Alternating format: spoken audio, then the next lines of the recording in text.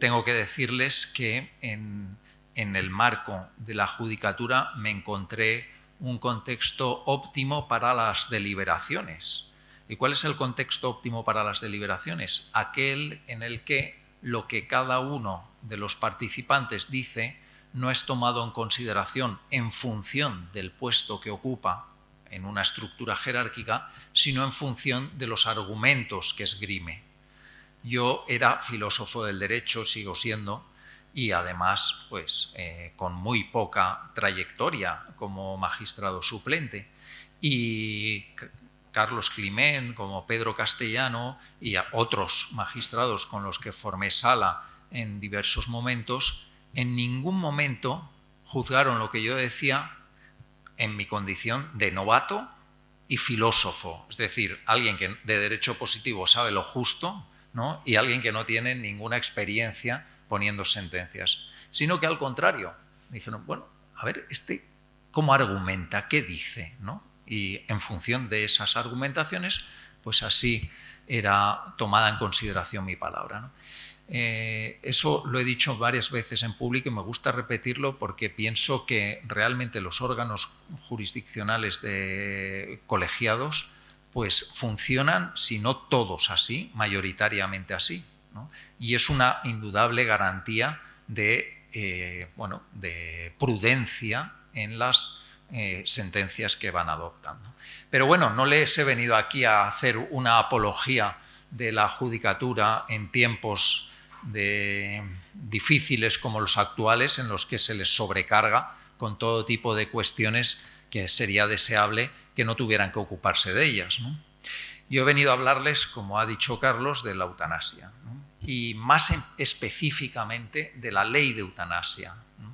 Pero cuando se pretende hablar de dos cosas, las dos muy importantes y de cierta complejidad en poco tiempo, pues lo que acaba sucediendo es que uno apenas pues, hace un esbozo superficial de las mismas, ¿no? Entonces yo les voy a plantear unas ideas tanto sobre la eutanasia como sobre la ley de eutanasia, que son dos cuestiones claramente distintas, y mi idea es que sobre todo pues, haya tiempo para el coloquio, ¿no?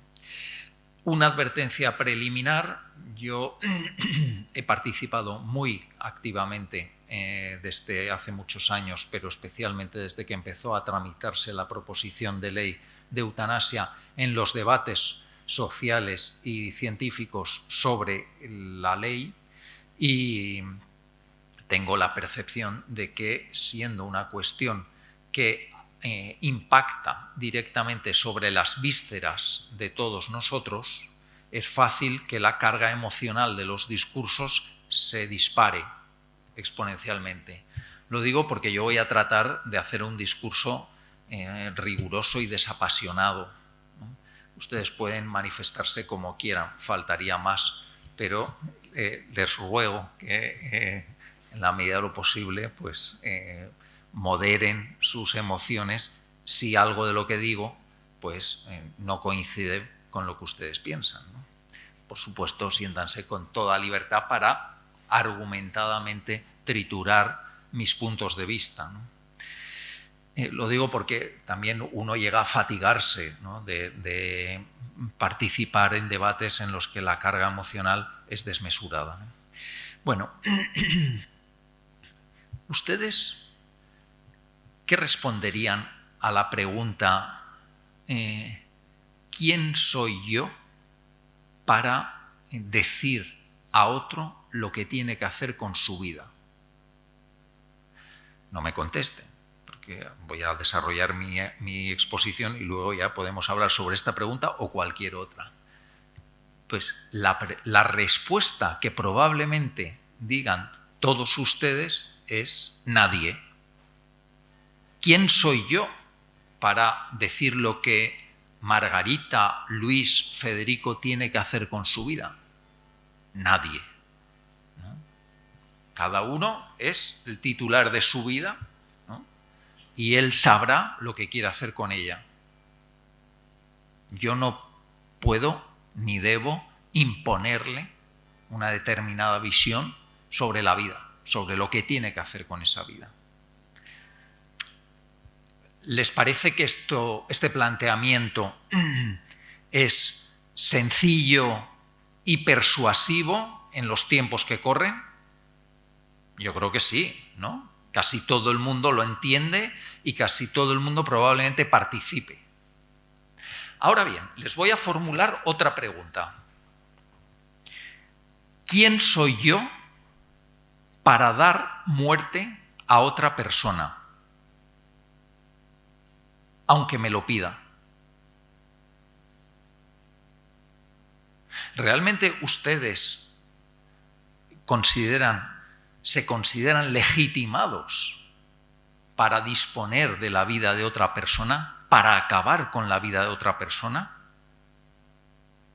Incluso en el caso de que se lo demande, acaba con mi vida. Imagínense que fuese el mío, ¿no? Yo ahora me considero más o menos en pleno uso de mis facultades.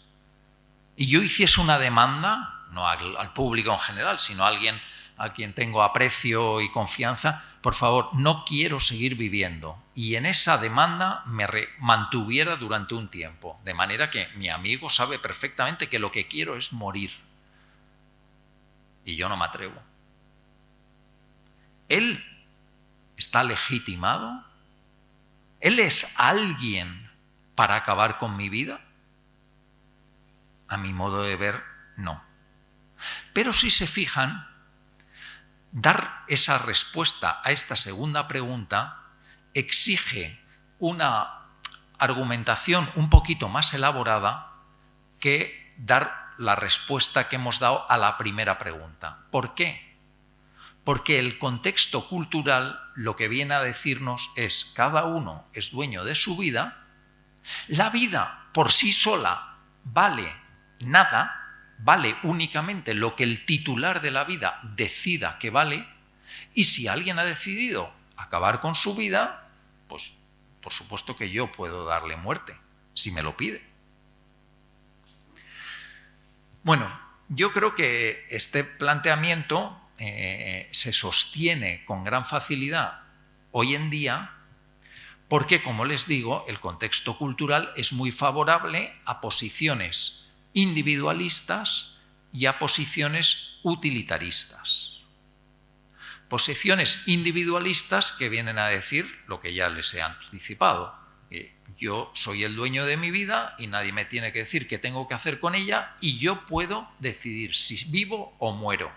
E incluso puedo pedirle a otro que acabe con mi vida, porque al hacerle esa petición no le estoy pidiendo algo abominable, sino simplemente le estoy pidiendo un favor, que algo que yo ya no quiero, pues él lo liquide, ¿no? Pero eso se sostiene, como les digo, en un planteamiento sumamente individualista, en el que lo único que vale es la voluntad del individuo. Y la vida humana, la vida que tenemos, que somos cada uno de nosotros, carece de valor por sí misma. En segundo lugar, se sostiene sobre un planteamiento utilitarista. Un planteamiento utilitarista que dice: hay vidas que ya no merecen la pena ser vividas. Una persona con un avanzado estado de demencia, un avanzado estado de dependencia, una situación de dolor que se contiene con dificultad, a muchos le parece una existencia que no solo no es útil, no solo genera mucho desgaste en el entorno, no solo es muy difícil de llevar por el propio sujeto, no solo no aporta nada útil, sino que es sencillamente una vida que no vale la pena ser vivida. Y esto también está muy extendido en la cultura actual. Probablemente uno de ustedes pueda participar de ese planteamiento. ¿Por qué? Porque sucede lo mismo que hemos dicho antes. Es decir, es que hay un poquito de reverb. Sí. Vale. ¿Me cambio de micro? A ver si el problema es... Vale, pues... Vale. Bueno, en ambos casos lo que sucede es que la vida la vida del ser humano pierde su valor. En un caso, porque el valor es transferido completamente a la voluntad del individuo, y en el otro caso es totalmente transferido a la utilidad personal o social. Pero lo que es la vida humana pierde cualquier consideración por sí misma. Y esto es un planteamiento cultural. Podemos discutir, yo les reconozco que estoy alineado con el planteamiento que considera que la vida humana es lo más grande que tiene cada uno de nosotros. Si no tuviésemos la vida humana, sencillamente no existiríamos, ¿no? Y la vida humana no nos la hemos dado, ¿no? Y la vida humana no la controlamos. Vamos, ni hemos elegido nuestros progenitores, ni hemos elegido nacer o no, ni hemos elegido cuándo nacer, ni hemos elegido, bueno, esto es una de las cosas que se propone la nueva ley, ni elegimos, en principio, cuándo acabar con nuestra vida.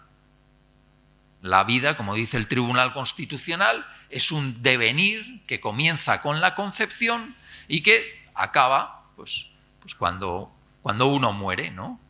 Y nuestra existencia, ¿no? Es lo que ocurre mientras vivimos. Y si consideramos que esa vida humana es la vida de un ser digno, pues entenderemos que todos los instantes de esa vida son igualmente valiosos. Aquellos en los que éramos completamente dependientes y solo éramos expectativa, ¿no? Un bebé recién nacido, y aquellos otros en los que somos completamente dependientes y únicamente esperamos a que llegue, a que acontezca el final. Ya no vamos a aportar nada útil, entre comillas, a la sociedad, ¿no? Simplemente esperamos a que llegue el final. Tan valioso es ese momento inicial como el final, como todos y cada uno de los que transcurren entre uno y otro. El valor no está en función ni de la voluntad del individuo, ni de la utilidad social de lo que se hace con esa vida. El valor está asociado a la dignidad de la vida humana, a la sacralidad de la vida humana. Desde esa perspectiva se entiende que no está justificado dar muerte a ningún ser humano, tampoco en aquellos casos en los que lo pida. Y por el contrario, está justificadísimo, y no solo justificadísimo, sino que se podría hablar de un derecho humano, existe un derecho humano a dar la asistencia integral que precisa toda persona, incluso en los momentos de mayor necesidad, para que no sufra, para que no tenga dolor y para que pueda tener una existencia con sentido, una existencia pacífica hasta el final de sus vidas. No existe el derecho a morir, pero sí que existe el derecho a poner todos los medios para acabar con el dolor y con el sufrimiento. Ese sería mi planteamiento, que evidentemente no se ha consagrado en la legislación que se acaba de aprobar, ¿no? Se podría haber consagrado parcialmente si al menos la ley de la eutanasia hubiera ido precedida de una ley de cuidados paliativos, una ley integral de cuidados paliativos. Es decir, aquí vamos a garantizar ese derecho que todos tenemos claro que existe, que es el derecho a no sufrir y a no sufrir al final de la vida. Vamos a garantizarlo a todos los españoles, ¿no? Y cuando esté cubierta esa prestación que yo creo que a nadie se le escapa, es, de primerísima necesidad, porque si hay algo que debemos cuidar es el modo en que morimos, para morir realmente con dignidad y no morir como perros. Y se muere con dignidad cuando se muere acompañado y cuidado de manera integral y no se muere abandonado en la soledad o en la desatención sanitaria integral, ¿no? Una vez garantizado para todos los españoles la prestación de ese derecho que todos reconocemos que existe, no creo que nadie lo cuestione, entonces se podría empezar a hablar de qué hacemos con aquellas personas que, a pesar de todo, mantienen una demanda indeclinable de que se acabe con su vida. Pero no. Hemos empezado aprobando una ley de eutanasia y todavía no está en la agenda política plantear una ley de cuidados paliativos. El argumento fácil para explicar esto, pero que yo creo que en buena medida lo explica, es que una ley de cuidados paliativos requiere de una memoria económica notable y requiere una transformación importante del sistema sanitario, de un sistema orientado a la enfermedad crítica a un sistema orientado a la enfermedad crónica, de un sistema orientado a las patologías de mediana edad a un sistema orientado a la atención integral al final de la vida, ¿no? Cuesta mucho más dinero cuidar bien a una persona hasta el final que darle muerte. Darle muerte supone un ahorro importante. Bueno, este es un esbozo de mi posición sobre la eutanasia. Ahora vamos a pasar a lo que ha sucedido con la ley de eutanasia en España. Y yo creo que lo que ha sucedido con la ley de eutanasia en España merece la calificación de que ha sido algo muy feo, muy feo. Yo creo que hasta los más fervorosos partidarios de la eutanasia podrían coincidir, al menos parcialmente, con lo que voy a decir. Ha sido muy feo por tres razones. La primera, porque se ha hecho con nocturnidad. Esta ley, ¿ustedes creen que merecía ser tramitada y aprobada en pleno estado de alarma? Cuando la sociedad española no estaba precisamente para debatir sobre la eutanasia. Esta ley, además, se ha tramitado como una proposición de ley, no como un proyecto de ley. Los proyectos de ley son una iniciativa del Gobierno, una iniciativa del Ejecutivo, y como tal requieren, a la hora de su tramitación, de una serie de informes preceptivos del Consejo General del Poder Judicial, del Consejo Fiscal, del Consejo de Estado, del Comité de Bioética de España. Al tramitarse como una proposición de ley, ninguno de estos informes es preceptivo. ¿Se podrían haber pedido? Sí. ¿Se pidieron? No. Consecuencia, que la ley, desde el punto de vista meramente técnico, es una ley muy deficiente. Pero eso lo reconoce todo el mundo. Hace unas semanas debatía con el presidente de DMD, Derecho a Muerte Digna, Javier Velasco, que es valenciano. Y él mismo reconocía que era una ley muy burocratizada y poco garantista, ¿no? Tiene un procedimiento extraordinariamente complejo, pero que sin embargo no sirve para garantizar ni siquiera la libertad del solicitante de la prestación, ¿no? En buena parte tiene que ver con el hecho de que esos órganos consultivos expertos en derecho no han tenido oportunidad de manifestarse. El Consejo General del Poder Judicial no ha podido decir nada. El Consejo de Estado no ha podido decir nada. El Comité de Bioética de España no ha podido decir nada. Primera razón, la nocturnidad. Esto se tramitó en tiempos en los que la opinión pública no estaba para debatir sobre esta cuestión. Segundo lugar, con alevosía, se eludieron informes que para cualquier proyecto de ley son preceptivos. Son poquísimas las leyes que se aprueban como proposición de ley, pero poquísimas, ¿no? Era necesario aprobarla como una proposición de ley y no solo aprobarla, sino prescindir de todos esos informes. Yo creo que no era imprescindible, pero bueno.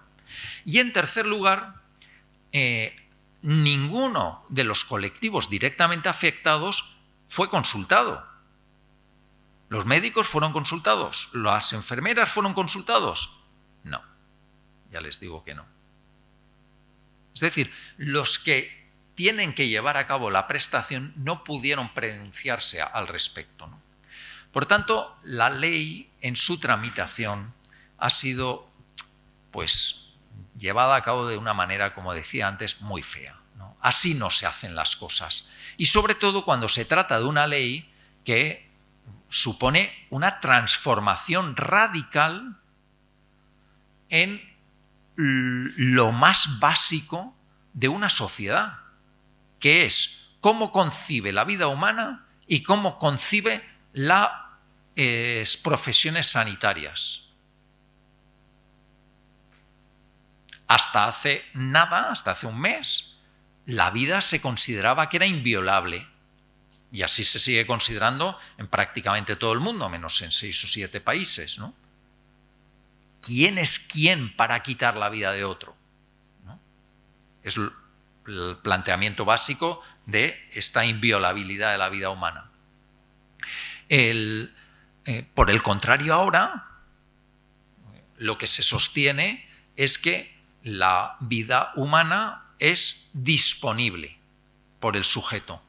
Pero curiosamente, uno puede disponer de su vida en determinadas circunstancias. No en cualquier momento, solo en determinadas circunstancias. La ley nos habilita para solicitar la eutanasia en 2 supuestos. ¿Y cuáles son esos 2 supuestos? Primero, que uno esté a punto de morirse. Y el otro, que tenga una discapacidad. Es decir, en situaciones en las que uno es especialmente vulnerable, es cuando el derecho le retira la inviolabilidad en la protección de esa vida. Si tú estás en unas condiciones que no estás ni con discapacidad ni en una enfermedad, ni con una enfermedad terminal, entonces tú de ninguna manera puedes pedir la eutanasia. Oiga, pero es que yo tengo 65 años, me he jubilado, mi vida ya no tiene sentido, entiendo que ya esto se ha acabado y quiero acabar con mi vida. Ciclo cumplido, vida concluida. Este debate está ahora en marcha en países que fueron precursores de la eutanasia, como en los Países Bajos, ¿no? No puedo acabar con mi vida. Sin embargo, si yo soy tetrapléjico, puedo pedir la eutanasia. Puedo pedir la eutanasia. Y la puedo pedir y la puedo conseguir sin que previamente se me hayan ofrecido unos cuidados integrales que me permitan sobrellevar esa tetraplegia con unas condiciones dignas. De manera que una persona se puede encontrar con que diga, bueno, esto es difícil de llevar adelante, ¿no? Porque he tenido un accidente de coche, me he quedado tetrapléjico, tengo pocos recursos, tengo pocas personas a las que acudir, tengo unas dificultades obvias, necesito de unos apoyos muy claros para poder desarrollar un proyecto de vida y ante eso me puedo encontrar con que la respuesta de la administración pública sea, bueno, depende de dónde te encuentres. Si estás en Navarra o en el País Vasco, igual sí que tienes prestaciones, pero si estás en la Comunidad Valenciana o en Extremadura, entonces el nivel de prestaciones a las que puedes acceder es muy inferior. Y ya lo siguiente depende de ti. Si tú consideras que en esa situación tienes un sufrimiento insoportable, entonces puedes pedir la eutanasia y se te procurará. No se te dirá, espérate un momento, espérate, vamos a ver si tú realmente lo que quieres es morir o lo que quieres es no seguir viviendo en la precaria situación en la que te encuentras ahora. Eso no te lo va a decir la administración. De manera que nos podemos encontrar con que haya 17 modelos sobre final de la vida en España, en función de, del azar, ¿no?, de la comunidad en la que estés viviendo, pues puedes tener unas atenciones u otras, puedes afrontar tu discapacidad de una manera o de otra, o tu final de la vida.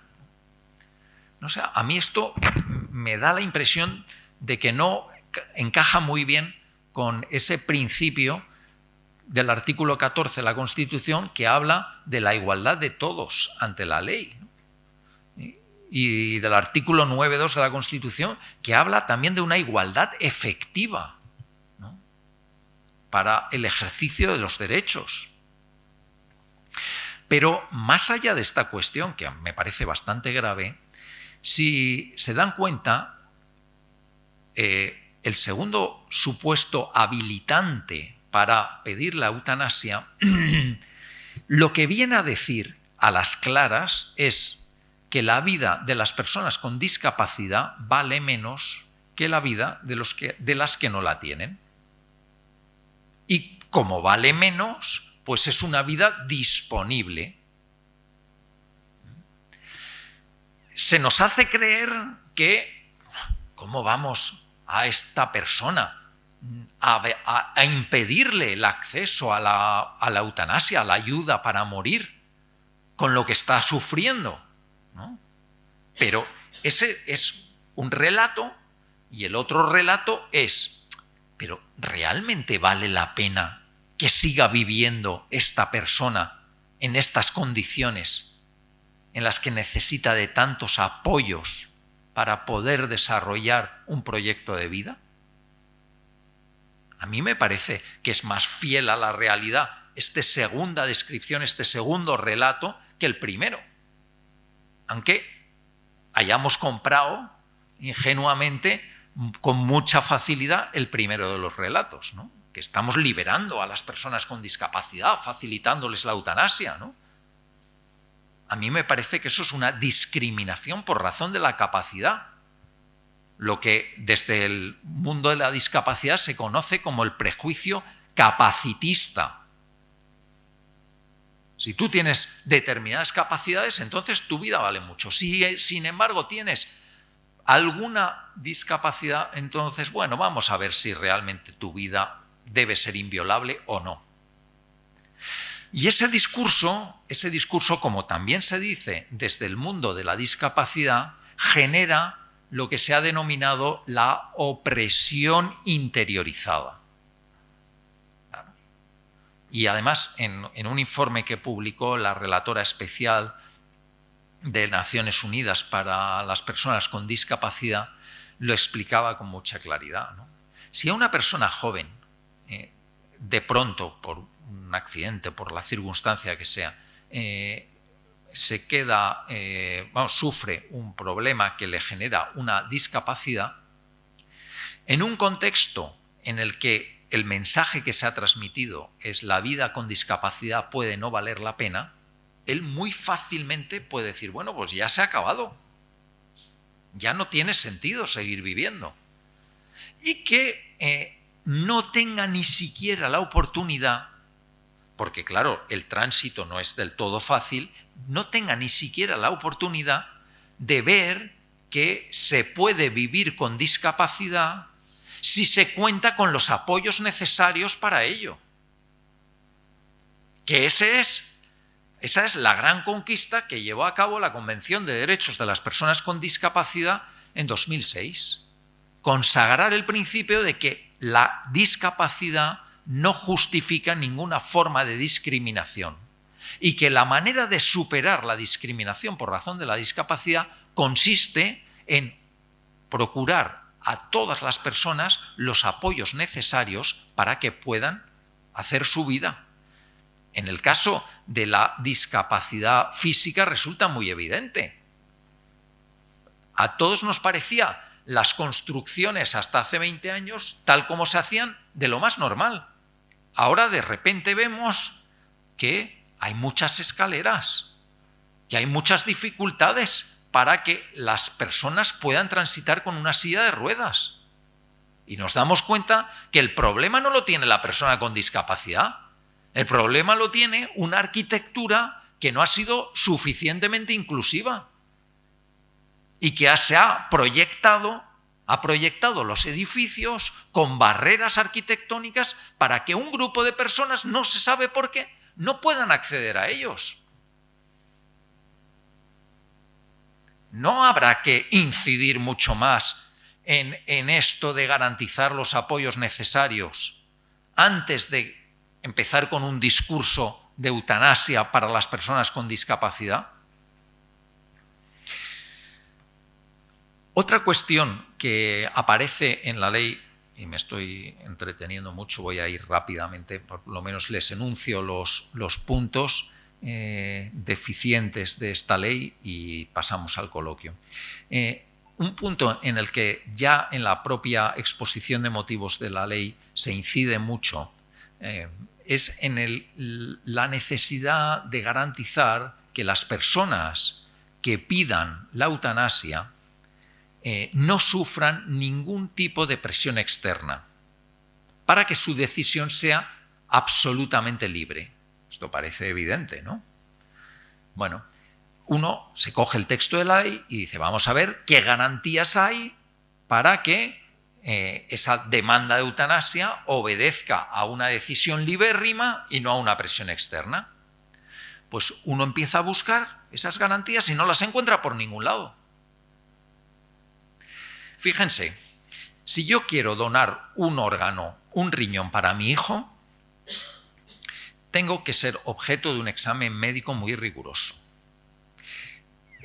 Mi petición es evaluada por el comité de ética del hospital donde se me hará el explante. Voy a ir ante el juez con todo el equipo médico para que el juez pueda cerciorarse de que mi voluntad es completamente libre. Y cualquier persona que participa en ese proceso, en cualquier momento, puede poner de manifiesto sus dudas al respecto, sobre la libertad del sujeto que va a donar el órgano. Y estamos hablando de una cuestión que afecta a la integridad física de la persona. Sin embargo, cuando de lo que estamos hablando es de disponer de la propia vida, no de un riñón, sino de la propia vida, no hay juez que revise nada. No hay comité de bioética que revise nada. No hay miembro del equipo de atención que en cualquier momento pueda demandar o manifestar su duda al respecto. Es decir, que para donar un órgano estamos bastante protegidos, es decir, se vela para que esa decisión sea libre y, sin embargo, para la eutanasia no. Me dirán, hombre, pero si hay un proceso, tiene que haber dos peticiones diferidas por lo menos con 15 días. Y luego hay una comisión de garantías, ¿no? Sí, pero eso se puede reducir a una tramitación puramente administrativa. Porque la petición, según la ley, tiene que ir acompañada de una deliberación con el médico, pero la deliberación, tal como la esboza la propia ley, básicamente consiste en decirle, mire, usted, si quiere morir, pues muera, pero que sepa que tiene estas alternativas de cuidados. No le dice qué cuidados necesita para ver si se los podemos procurar y por tanto no es preciso que usted se vea abocado a hacer esta petición. No, sino le dice, mire, en la cartera de sanidad de esta comunidad autónoma tiene estas posibilidades. Si espera 6 meses, igual entra en el doctor Moliner, pero hay una lista de espera de 6 meses y puede acceder a un asistente social cada 3 semanas. Claro, yo que estoy solo y absolutamente dependiente, digo, con estos recursos yo puedo llevar adelante mi vida. No, da igual, tiro para adelante. En eso consiste toda la deliberación. Dentro de 15 días te reafirmas, un médico consultor confirma que tienes la patología que dice tener y que tus sufrimientos son insoportables. ¿Qué médico va a decir que los sufrimientos, porque no estamos hablando del dolor, que el dolor todavía tiene pues una objetividad, ¿no? Se puede hasta cierto punto medir. El sufrimiento es algo mucho más profundo, afecta a toda la existencia de la persona. Si alguien dice que tiene un sufrimiento insoportable, no creo que haya sanitario que le cuestione esa evaluación, ¿no? Una vez el médico responsable recoge esas 2 solicitudes, el informe del consultor, lo envía a la Comisión de Garantías y Evaluación, que nombra a un médico y a un jurista. Miran toda la documentación. Si tienen dudas, pueden hablar con el paciente, pero pueden, no tienen que hacerlo, ¿eh? No como el juez, que tiene que verle, tiene que escucharle. ¿No? Pueden o no. Entonces, yo estoy en la Comisión de Garantías, soy el jurista, veo, no, está el documento, sí, firmado, dice que es un sufrimiento insoportable, el consultor dice que efectivamente padece esa patología, ha habido las 2 peticiones con una diferencia, vale, no hay problema. De manera que con una simple cumplimiento de un protocolo de carácter administrativo y mínimamente garantista, esa persona puede ser receptora de, como dice la ley, la ayuda a morir. Fíjense, les voy a poner un ejemplo, solo un ejemplo de cosas que se pueden, aparte del juez, que en fin, que me parece que si ya, vamos, si los jueces, en lugar de determinar cada poco si estamos en una situación de alarma sanitaria de salud pública que justifique unas determinadas medidas u otras, ¿no? Que eso con una ley pues se podría haber resuelto, entiendo yo, pero en fin, no entro en este tema. Si los jueces, en lugar de ocuparse de estas cuestiones, que evidentemente se tienen que ocupar en la medida en que se les solicita, pues se ocuparan de evaluar la capacidad de la persona, pues a lo mejor sí que habría una garantía mayor de que no hay presiones. A ver, ¿cuál es el contexto familiar? Tengo que hablar yo con el paciente a solas, con tranquilidad. A ver, ¿usted por qué pide? ¿En qué condiciones está viviendo?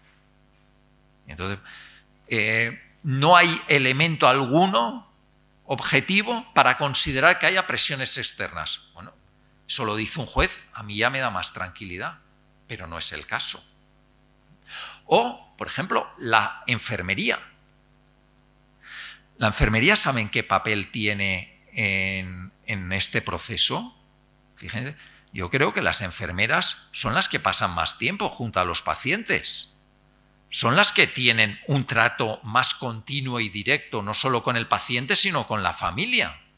No sé si algunos de ustedes han visto la película Amar la vida, protagonizada por Emma Thompson, en la que es precisamente la enfermera la única profesional sanitaria que en un momento determinado se sienta tranquilamente con la paciente que tiene un cáncer en fase muy avanzada y le empieza a decir, bueno, ¿y usted, si ocurre esto, qué quiere que hagamos? ¿No?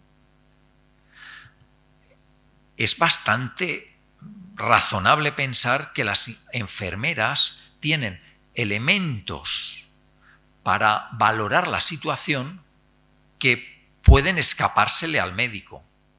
Pero, sin embargo, en ningún momento las enfermeras son consultadas de manera preceptiva para que el médico responsable tome su decisión. Al contrario, la ley dice, incorporó a las enfermeras en el último momento y lo hizo de manera que cuando el médico responsable ha recibido las dos peticiones y considera que la decisión realmente debe ser atendida, entonces informa a la enfermería de cómo está el tema. Pero la enfermería ahí como convidada de piedra, ¿no? Ahora bien, cuando la ley regula quién debe llevar a cabo la prestación, no especifica, no dice será el médico responsable, no dice, sino que dice el profesional sanitario. ¿Quién pone las vías normalmente? La enfermería. ¿Es razonable pensar que se le diga a la enfermera, bueno, oye, ahora tú le pones la inyección? Bastante. ¿Tiene sentido? Un colectivo que no ha participado para nada, que lleve a cabo esta misión. Ya no digo, vamos, en fin, esto también se podría cuestionar porque algunos de ustedes pueden pensar que los cuidados enfermeros incluyen el cuidado de dar la vida. Yo entiendo que los cuidados enfermeros son justo lo contrario a quitar la vida. Pero bueno, no voy a entrar en esta cuestión, sino simplemente en la que tiene que ver con la ley. A mí no me parece oportuno, no me parece técnicamente bien trabado que un colectivo que tiene tanta implicación en los cuidados no se ha consultado a la hora de evaluar la capacidad del paciente y la ausencia de las presiones externas y, sin embargo, se le pueda exigir que lleve a cabo la prestación de ayuda a morir. Otro caso muy curioso que se plantea en la ley es el que tiene que ver con las voluntades anticipadas. Yo no sé si ustedes tienen voluntades anticipadas o no. Ahora las pueden actualizar y pueden incluir en ellas que cuando pierdan la conciencia o pierdan la capacidad de obrar, pues que se les preste la ayuda a morir, ¿no? Ahora, llévense cuidado. Llévense cuidado. ¿Por qué? Porque la ley lo que dice es, cuando el médico considere que el paciente ya no está en plena capacidad de obrar, si tiene unas voluntades anticipadas que dicen que en ese caso se le dé muerte, directamente se le va a dar muerte. Bueno, pues es coherente, ¿no? Sí, pero cuidado porque a lo mejor esas voluntades anticipadas el paciente las hizo hace 3 años. Y ahora el paciente sí está demenciado, ¿no? Pero cuando se le plantea, oye, te vamos a poner una inyección, no quiere ni oír hablar del tema. De manera que nos encontramos, si se pudiese decir así, como con dos yos. El yo soberano que hace 3 años decidió, cuando pierda la capacidad de obrar, que se me mate, que se me dé muerte, ¿no? Y el yo actual, ciertamente, con esas capacidades menguadas, que está encantado con la vida que está teniendo y que de ninguna manera quiere oír hablar de muerte. ¿A quién damos prioridad? No, yo es que soy dueño de mi vida. Bueno, tú eres dueño de tu vida, tú eres el que tiene que imponerse al que serás en una situación de demencia y en la que manifiestas más bien una voluntad contraria a la que en su momento manifestaste. A mí esto me genera muchas dudas. Más allá del problema de que esa capacidad pudiera ser reversible, esa pérdida de capacidad pudiera ser reversible, que tampoco exige la ley que se garantice que lo sea. Otro problema, el de la objeción de conciencia. La ley prevé la objeción de conciencia, pero también prevé que los objetores estén inscritos en un registro de objetores. Bueno, ¿y si resulta que yo, en principio, Yo soy un médico que en principio no veo mal, con carácter general no veo mal la eutanasia. Pero de pronto se me plantea un supuesto que dice, no, yo en este caso, vamos, no, de ninguna manera. Por ejemplo, el que les comentaba de voluntades anticipadas. Yo no voy a dar muerte a una persona que con todo lo que está haciendo en su día a día me dice que quiere seguir viviendo a pesar de que tenga aquí el documento de voluntades anticipadas diciendo que cuando pierda la capacidad de obrar acabe con su vida. Yo ese supuesto no lo voy a atender. ¿Qué hago? ¿Me inscribo en el registro y ya no participo en ninguna objeción? ¿O no me inscribo y cuando llega un supuesto, si llega como este, entonces digo, oye, aquí no? ¿Acaso la objeción de conciencia no puede ser sobrevenida? ¿Acaso la objeción de conciencia no es un derecho fundamental, amparado en el artículo 16 de la Constitución, que está por encima de su regulación administrativa vía inscripción en un registro de objetores? Pues eso va a generar también dificultades. Pueden objetar los que tengan relación directa con la prestación. Evidentemente, la enfermera a la que se le dice pon la inyección tiene relación directísima. Pero, ¿y el celador? Supongamos que en el Hospital General se dispone una habitación a la que acuden las personas a las que se le va a ofrecer la prestación de ayuda a morir, ¿no?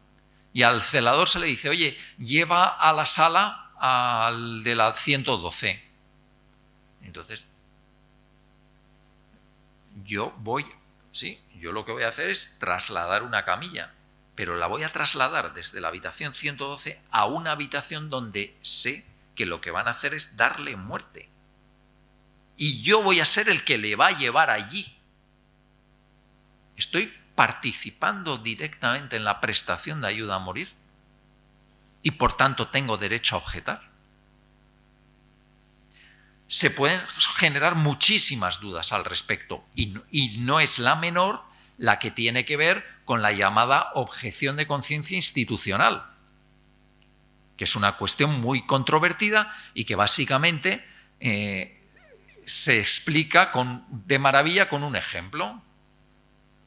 Tenemos el Hospital de San Juan de Dios, una orden que está, enfocada directísimamente a la atención de los enfermos, ¿no? Y a su cuidado integral hasta el final de la vida. Y ahora, de pronto, se regula esta prestación y en ese hospital, cuyo ideario consiste en cuidar la vida hasta el final, se le va a exigir que dé muerte a los pacientes que lo soliciten. ¿Debemos excluir esos hospitales del circuito eutanásico o debemos obligarles? ¿Acaso no estaremos obligándoles a hacer algo contrario al ideario en base al cual crearon ese hospital? ¿Tiene sentido esa imposición? Hombre, yo creo que lo más sensato sería que estas iniciativas pues pudieran decir, bueno, esta prestación no está en nuestra cartera de servicios y por tanto pues no la podemos procurar. Pero no se sabe si la administración sanitaria va a proceder así y va a permitir que estos hospitales o estos centros, hospitales o residencias de mayores, ¿no?, que puedan quedar al margen o se les va a obligar. Muchas de estas dudas se podrían haber resuelto con una ley mejor. Muchas de estas dudas se podrían haber resuelto si la ley hubiera sido acompañada de un manual de buenas prácticas que se anuncia en el propio texto de la ley, pero que todavía no ha sido aprobado. O sea, la ley dispone que a los 3 meses de la publicación de la ley entre en vigor, pero dice que el manual de buenas prácticas se aprobará en los 3 meses siguientes a la entrada en vigor de la ley. Con lo cual ahora estamos en un periodo en el que la ley ya está en vigor, la gente puede demandar su prestación de ayuda a morir, pero no hay un manual de buenas prácticas. Con lo cual va a haber y como la ley, como ya les digo, y les podría poner infinidad de supuestos, es sumamente ambigua en muchísimos de sus artículos, pues nos vamos a vivir una temporada de enorme incertidumbre.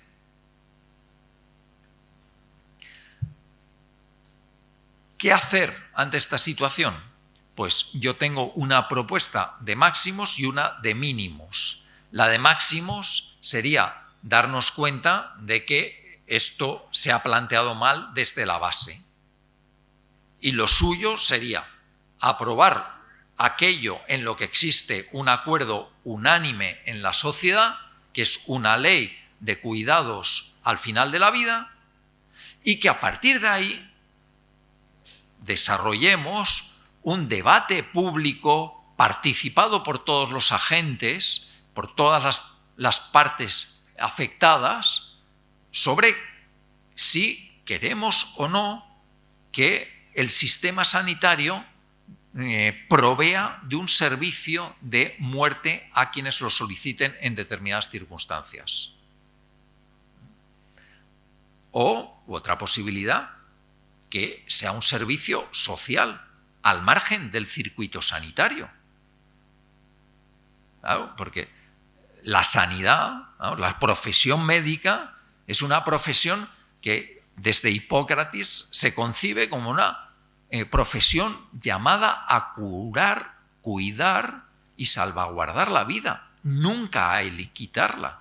Así lo dice expresamente el juramento hipocrático, actualizado en la Declaración de Ginebra, que se está revisando ahora y en cuya revisión se mantiene esa formulación, ¿no?, de respeto inviolable a la vida, ¿no? Por tanto, un planteamiento máximo es el que les acabo de decir. Vamos a aprobar una ley de paliativos, de cuidados integrales al final de la vida, y luego vamos a debatir en serio. Ese debate ha tenido lugar en muchos países europeos, como el Reino Unido, como en Austria, como en Francia, y no ha concluido en una ley de eutanasia.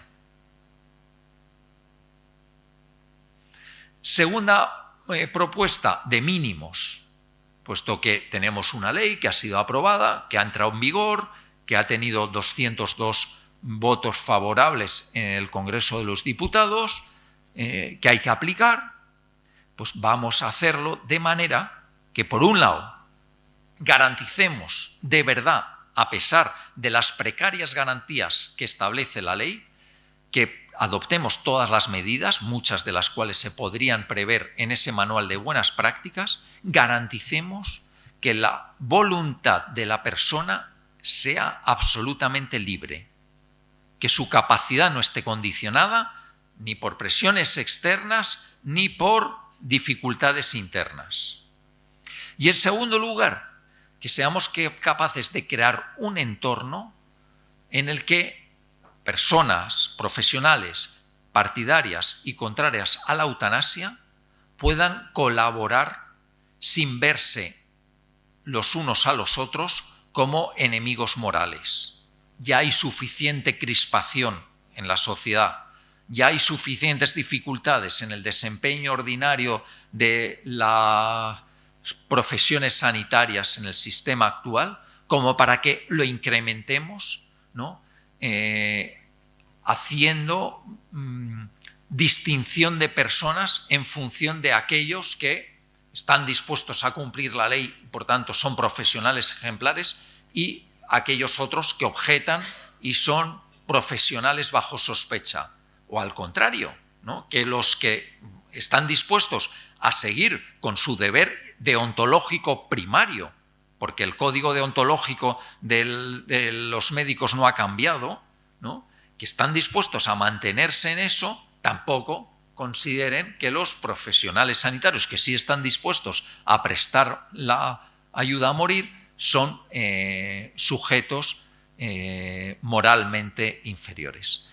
Estas son mis dos propuestas y estas son todas las dudas que me genera la ley y esta es mi posición, que se la he manifestado al principio de mi conferencia, sobre lo que considero al respecto de la eutanasia. Les pido disculpas si me he extendido un poco más de lo previsto, les agradezco la atención y a partir de ahora quedo a su disposición para atender las dudas, preguntas, discrepancias que tengan a bien formular.